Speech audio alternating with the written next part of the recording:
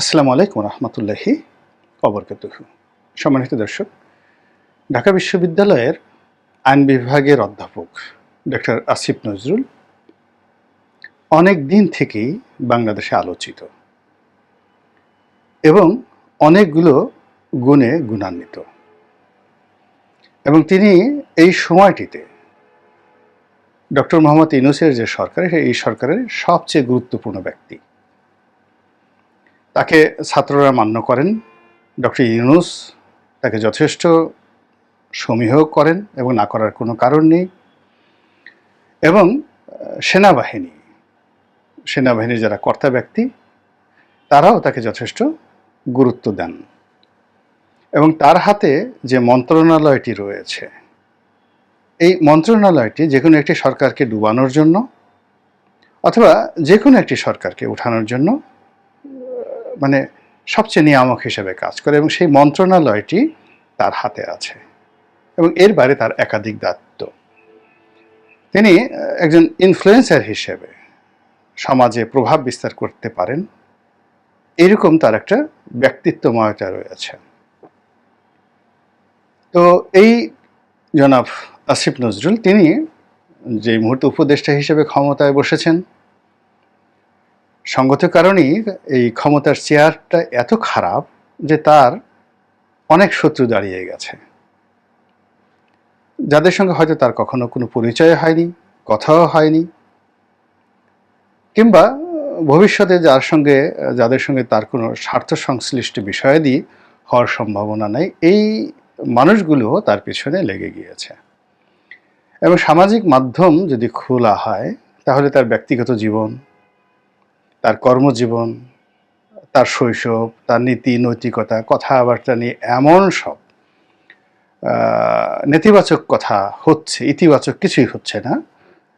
এটাকে অনেকটা cyber bullying বলা হয়।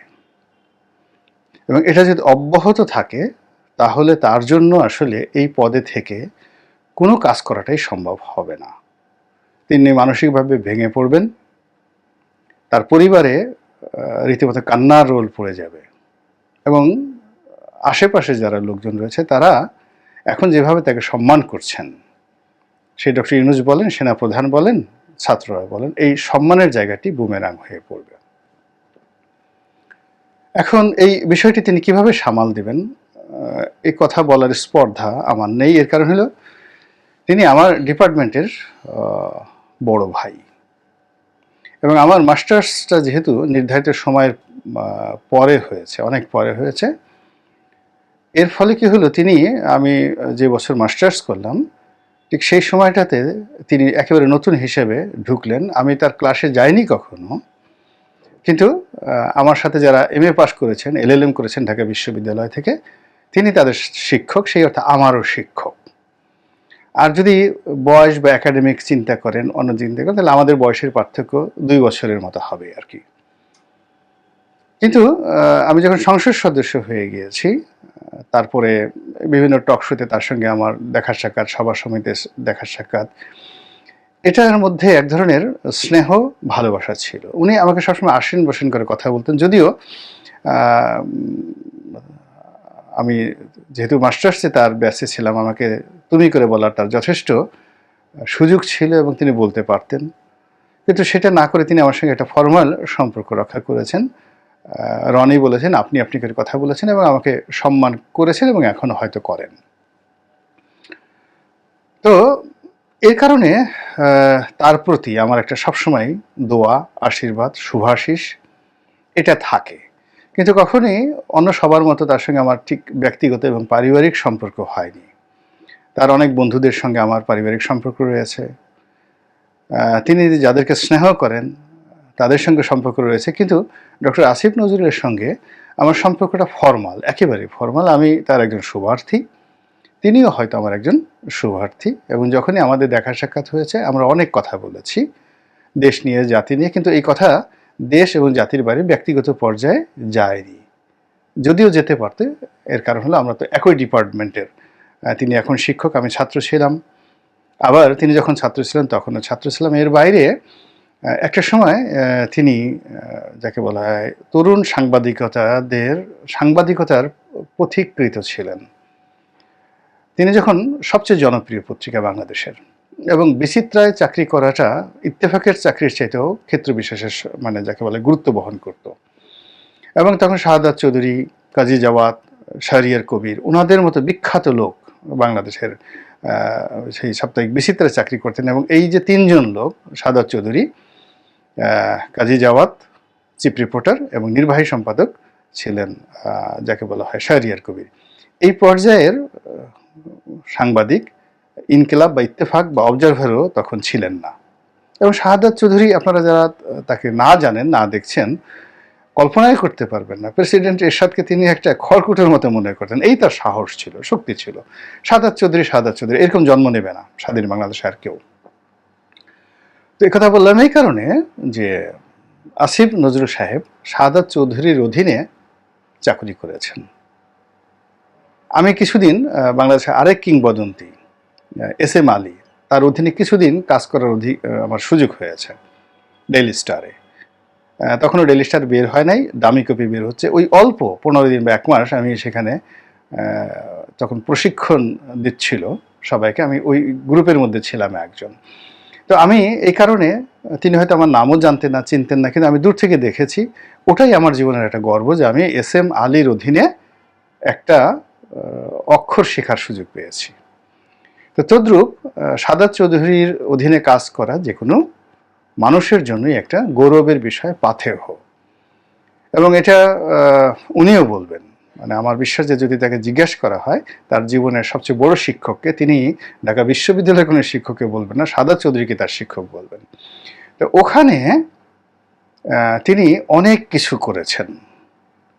এই দেশের মানুষ যখন 15ই আগস্ট নিয়ে কথা বলতে পারত না, তখন তিনি এই 15ই আগস্ট এবং 4র্থ সংশোধনীতে যে বিচার নিষিদ্ধ করা হয়েছে, এটাকে নিয়ে একটা বিরাট তিনি প্রতিবেদন ছাপিয়েছিলেন যে 4র্থ সংশোধনী, 4র্থ না 5ম সংশোধনী, যেখানে বঙ্গবন্ধুর এই হত্যাকে মানে একেবারে যাকে বলা হয় এই হত্যাকাণ্ডের বিচার হবে না, এরকম ইন্ডিমিনিটি দেওয়া হয়েছিল। তো এটাকে তিনি বলেছিলেন 5ম সংশোধনী প্যান্ডোরার বাক্স। আপনি এই রিপোর্টটা যখন তিনি করেছিলেন এরশাদ জামানাতে, এটা কল্পনাই করা যায় না যে এটা যিনি লিখেছিলেন তার কত সাহস, আর যিনি প্রকাশ করেছিলেন তার কত সাহস। বা যুদ্ধাপরাধী গোলাম আজম থেকে শুরু করে অন্যান্যদেরকে, রাজাকার আলবদরদেরকে বিচার করার জন্য যে গণ আদালত বসানো হয়েছিল, সেই গণ আদালতের অন্যতম উদ্যোক্তা ছিলেন তরুণদের মধ্যে এই আসিফ নজরুল, জাহানারা ইমামের একেবারে দক্ষিণ হস্ত। তো তার যে যৌবন, ঠিক সেই যৌবনের যে একেবারে শুরুটা হয়েছিল এইরকম যাকে বলা হয় বিস্ফোরণমুখ একটা পরিবেশ পরিস্থিতিতে জ্বলন্ত বারুদের মতো করে তার জীবন, যে যৌবনটা শুরু হয়েছিল 80-র দশকের এই বাংলায়। তো এরপরে তিনি অভিজ্ঞতা অর্জন করেছেন, দক্ষতা অর্জন করেছেন, তারপর সফলতা পেয়েছেন, ব্যর্থ হয়েছেন, জীবনের নানা ঘাত অভিঘাতে তিনি জর্জরিত হয়েছেন। সব মিলিয়ে আজকের যে আসিফ নজরুল, সেই আসিফ নজরুল আমি মনে করি অনেক বেশি প্রাজ্ঞ। তো সেই মানুষটি এখন রাষ্ট্র ক্ষমতায় বসেছেন। তো রাষ্ট্র ক্ষমতায় বসার পরে আমি এই ভিডিওটা করতাম না। তিনি দেখলাম যে একটা সাইবার বুলিং, যে ধর্মভিত্তিক রাজনীতির বিরুদ্ধে কথা বলেছেন আসিফ নজরুল। তো এই কথাটা তিনি অস্বীকার করেছেন এবং তিনি ছোট্ট একটা সংক্ষিপ্ত ভিডিও বার্তাতে তিনি বলেছেন যে এই বক্তব্য তিনি দেননি, আর যারা এই বক্তব্য দিয়েছি বলে প্রচার করছে তাদের সেই কথা শুনে তিনি দুঃখ পেয়েছেন। তখন আমার কাছে মনে হলো যে ডক্টর আসিফ নজরুল ভয় পেয়ে গিয়েছেন, পথ হারিয়ে ফেলেছেন, বিভ্রান্ত হচ্ছেন।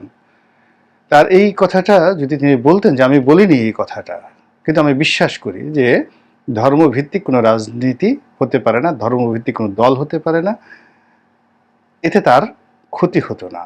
এর কারণ হলো, আমি দেখুন জামাতের সঙ্গে জামাত ইসলামী করে না, এমন যারা লোকজন আছে রাজনৈতিক অঙ্গনে, আমি বলবো আমার সবচেয়ে বেশি সম্পর্ক জামাত নিয়ে যদি কেউ কথা বলতে পারে কাগজ ও কলমে, তাদের মধ্যে আমি একজন। কিন্তু তারপরেও কিন্তু আমি জামাতের সমালোচনা করি। জামাতের কোনো নেতার সঙ্গে দেখা হলে বা তারা এলে বা আমি তাদের কাছে গেলে আমি প্রথমত বলি যে ধর্মভিত্তিক রাজনীতি হবে না। জামাত থাকুক, জামাত এটাকে আদর্শ হিসেবে নিক, কিন্তু এটাকে ফান্ডামেন্টাল বেসিক প্রিন্সিপাল হিসেবে ধর্মকে ব্যবহার করে যে রাজনীতি, যেটা বাদশাহ হারুন আর রশিদ পারেননি। পৃথিবীতে এই 1400 বছরে অনেক অনেক মহামানব এসেছেন এই পৃথিবীতে, এবং তাদের একটা পশমের যোগ্যতা এই জমানাতে, এই অন্তত গত 100 বছরে বাংলাদেশে ছিল না। যেমন সম্রাট আওরঙ্গজেব 50 লক্ষ বর্গ কিলোমিটার, এখন ভারতের আয়তন হলো 30 লক্ষ বর্গ কিলোমিটার। আওরঙ্গজেবের রাজত্বের যে পরিধি 50 লক্ষ বর্গ কিলোমিটার ছিল। 53 বছর তিনি রাজত্ব করেছেন। পৃথিবীর GDP 37% of the global GDP তখন এই মুঘল রাজদরবারের অধীন ছিল। তিনি ময়ূর সিংহাসনে বসতেন। ময়ূর সিংহাসনের দাম ছিল 200 কোটি স্বর্ণ মুদ্রা। এখন মুঘল যে গিনি সোনার মুদ্রা যদি ধরেন, তাহলে একটি স্বর্ণ মুদ্রার দাম যদি এখন 2 লক্ষ টাকা হয়, বাংলাদেশি টাকায় 2 লক্ষ, এই 2 লক্ষ ইন্টু 200 কোটি কত টাকা হয়? সেই চেয়ারে বসে তিনি 53 বছর সেই সিংহাসনে বসে রাজত্ব চালিয়েছেন। এখন আওরঙ্গজেবের সঙ্গে যদি আপনি শেখ হাসিনাকে তুলনা করেন, মোদীকে তুলনা করেন, আপনার কি মনে হবে আওরঙ্গজেব কোথায় আর তারা কোথায়? তো সেই আওরঙ্গজেব যিনি জিন্দা পীর ছিলেন, যুদ্ধের ময়দানে যুদ্ধ হচ্ছে, তীর হচ্ছে, সেখানে দাঁড়িয়ে তিনি নামাজ কাজা করেনি, নামাজে দাঁড়িয়ে যেতেন। সাক্ষাৎ ওলি আল্লাহ। তিনিও তো ধর্মভিত্তিক রাজনীতি করতে পারেননি, করেননি, চেষ্টাও করেননি। তো এই বিষয়গুলো এখন যারা কোরআন এবং সুন্নাহর ভিত্তিতে রাষ্ট্র চালাতে চাচ্ছেন বা ওয়াজ করছেন, তাদেরকে এই রাজনীতিটা বুঝতে হবে। তাদেরকে ইবনে খালদুনের বইটি পড়তে হবে, আল মুকাদ্দেমা 100 বার পড়তে হবে। কি করে রাজনীতি হয়, রাজনীতির ইচ্ছা জাগে এবং রাজনীতি প্রতিষ্ঠিত হয়। যদি ধর্মভিত্তিক রাজনীতি হতো, তাহলে হযরত আলী রাদিয়াল্লাহু তাআলা আনহু করতে পারতেন, উমর রাদিয়াল্লাহু তাআলা আনহু করতে পারতেন। তাকে গিয়ে পায়ে হেঁটে গিয়ে মক্কা থেকে জেরুজালেম প্রায় 1500 মাইল, এই 1500 মাইল পথ হেঁটে গিয়ে ইহুদি এবং খ্রিস্টান নেতাদের সঙ্গে সমঝোতা করে জেরুজালেম, যেটা যিনি অধিকার করেছেন, সেই দুর্গের চাবি নেওয়ার জন্য হযরত উমর কেন সেখানে গেলেন, কি দরকার ছিল? তিনি তো বিজয়ী। এই জিনিসটা বুঝতে হলে ইবনে খালদুন পড়তে হবে। তো সেই দিক থেকে বাংলাদেশে আমি জামাতকে ভালোবাসি, মঙ্গল কামনা করি। জামাত রাষ্ট্র ক্ষমতায় আসুক, তারা ভালো মানুষ তৈরি করে, সেটাও চাই। কিন্তু জামাতের যে আইডিওলজি, যে কোরআন এবং সুন্নাহ ভিত্তিক যে একটি রাষ্ট্র কাঠামো গড়ে তুলবেন, এটি হয়নি। ইলতুৎমিশ পারেননি, গিয়াসউদ্দিন বলবন পারেননি, চেষ্টাও করেননি, হয়নি এটা। তো কাজেই এখানে আল্লাহ রাসূলকে নিয়ে আমি অনেক কথা বলতে পারি, কিন্তু এটা নিয়ে অনেকে বিতর্ক সৃষ্টি করবেন, এই জন্য আমি বললাম না। তো কাজেই এই যে এখন জামাতের প্রভাব, ইউনূস সরকারে বিএনপির প্রভাব, এবং এখানে ধর্মভিত্তিক রাজনৈতিক দলগুলো এখন অতীতের যে কোনো সময় সে শক্তিশালী, ফলে তাদের ভয়ে যদি সেই পঞ্চম সংসদে নিয়ে এরশাদ জমানাতে সেই প্যান্ডোরার বাক্স এটাকে বলা এবং এটার বিরুদ্ধে দাঁড়ানো, জামাতের বিচার করার যে বিচারটা করেছে আওয়ামী লীগ, সেটির সূতিকাগার যিনি তৈরি করেছেন, যে কয়জন তৈরি করেছেন, তার মধ্যে একজন হলেন এই সময়ের সাহসী সন্তান আসিফ নজরুল। শুধু তাই না, এই কারফিউর মধ্যে কেউ যখন ঘর থেকে বের হয় না, তিনি তখন আরেকজন বা দুজন সঙ্গীকে নিয়ে তিনি শাহবাগ থানায় গিয়ে ছাত্রদেরকে উদ্ধার করে নিয়ে এসেছেন। এ শক্তি তাকে কে দিয়েছে? তিনি সাহসী মানুষ। তো সেই সাহসী মানুষ কেন পথ হারাবেন? তিনি কেন দুর্বল হবেন? তিনি সে কথাই বলবেন যেটি তিনি আজীবন বলে এসেছেন, যে কথাগুলো বলে এসেছেন, যে বিশ্বাস তিনি করেছেন। কিন্তু তার যদি ডেভিয়েশন হয়, এই বিশ্বাস থেকে ডেভিয়েশন হয়, তার শত্রুরা মুচকি হাসবে, তার উপর আক্রমণের পরিমাণ বাড়িয়ে দেবে, এবং তিনি অন্যায় না করেও তিনি দোষী হবেন, হত্যা না করেও তিনি হত্যাকারী হবেন। এটি রাজনীতির নিয়ম পরিণতি। আমি আমার শিক্ষক, আমি আমার বড় ভাই, আমি আমার মুরব্বী জনাব আসিফ নজরুল, তার সর্বাঙ্গীন মঙ্গল কামনা করছি, এবং তিনি ভালো করেন, সবচেয়ে ভালো করেন, ইতিহাস সৃষ্টি করেন। আইন বিভাগের 3 জন গুরুত্বপূর্ণ ব্যক্তি এখন সরকারে আছেন। রেজওয়ানা আছেন, আদিলুর রহমান সাহেব আছেন, আসিফ নজরুল সাহেব আছেন। আমি তাদের সবার মঙ্গল কামনা করি, সঙ্গে সঙ্গে ডক্টর ইউনূসেরও মঙ্গল কামনা করি। ফেল হওয়া যাবে না। এই যে ছাত্র জনতা, যার মধ্যে যারা সমন্বয়কারী হিসেবে জড়িত, এরকম সারা বাংলাদেশে যদি শীর্ষস্থানে 1000 নেতা থাকেন, বিশ্বাস করেন যদি ফেল করেন, এদের ভিটা বাড়ি জ্বালিয়ে দেওয়া হবে, এদের পিঠের চামড়া তুলে নেওয়া হবে, এদের জীবন শেষ হয়ে যাবে। কাজে এই বিপ্লবকে কোনো অবস্থাতেই অন্য কারো হাতে তুলে দেওয়া যাবে না। এই বিপ্লবকে কোনো অবস্থাতেই নষ্ট করা যাবে না। এই মুহূর্তে কিছু করণীয় আছে, জরুরি করণীয় আছে। এটা নিয়ে আর একটা ভিডিও করব। খালি আসিফ নজরুল সাহেবের এই বিষয়টা নিয়ে মনে হলো যে জরুরি বলার দরকার, তাই বললাম। আল্লাহ আমাদের সবাইকে হেদায়েত দান করুন এবং হেফাজত করুন। আসসালামু আলাইকুম ওয়া রাহমাতুল্লাহি ওয়া বারাকাতুহু।